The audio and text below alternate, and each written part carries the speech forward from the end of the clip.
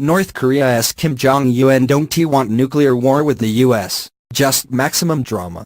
North Korean leader Kim Jong-un and President Donald Trump dismiss one another as irrational, warmongering heads of state, but experts say both men are more prone to theatrics than military action.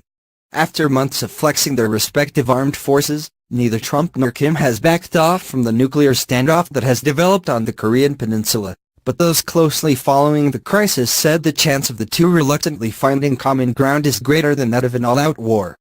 Despite harsh reactions to North Korea's recent release of a detailed plan to strike the U.S. island territory of Guam, intelligence analyst Joseph Bermudez emphasized Thursday that Kim, the world's youngest head of state, is doing what he can to prove he can lead his country while dealing with a particularly hostile U.S. administration. Kim Jong-un is not a stupid person. He is a very intelligent person. He is nuanced. He might be inexperienced at the international level, Bermudez said during a telephone conference call hosted by North Korea monitoring Group 38 North, to which he is a frequent contributor. What we have to take into consideration is that he is the leader of the nation, a militarily powerful nation, he added. He operates under a different set of requirements than other nations and leaders. He is operating on what he believes, on what his advisors believe, is the best for their country. More than 6 years have passed since Kim became North Korea's third-generation leader, a position he inherited following his father's death in 2011. Since then, analysts have observed modest reforms in the way the economy is structured and a greater willingness on the leadership's part to seek advice from various experts and social scientists within the country. Robert Carlin, a visiting scholar at Stanford University's Center for International Security and Cooperation and former chief of the Northeast Asia Division of the State Department's Bureau of Intelligence and Research, says this change in attitude seems to have contributed to Kim's military accomplishments, as North Korean scientists are no longer scared to death of failure. While Kim's father may be credited with North Korea's first nuclear weapons test in 2006, the youngest Kim managed to conduct 2 successful intercontinental ballistic missile (ICBM) tests last month, putting the U.S. on the country's trajectory for the first time ever.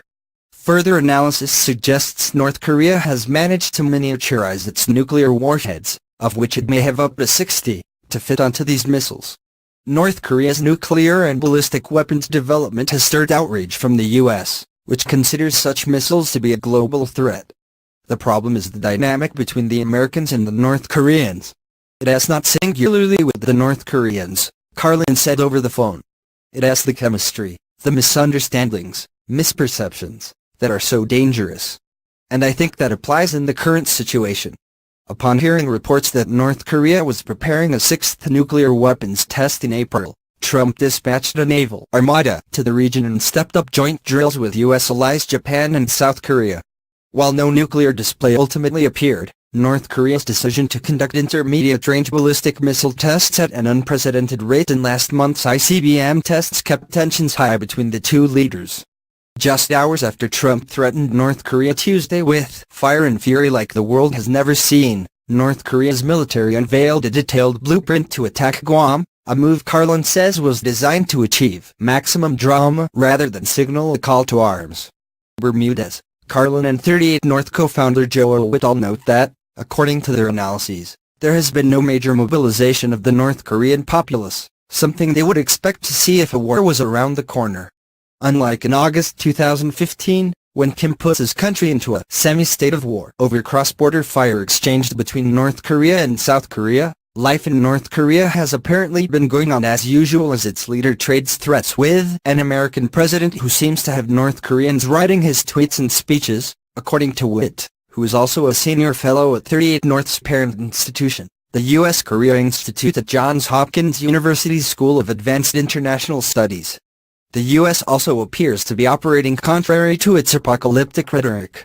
Secretary of State Rex Tillerson told reporters Wednesday that while he supported Trump's position, he believed the president's Hiroshima-esque tweet was designed to send a strong message to North Korea in language that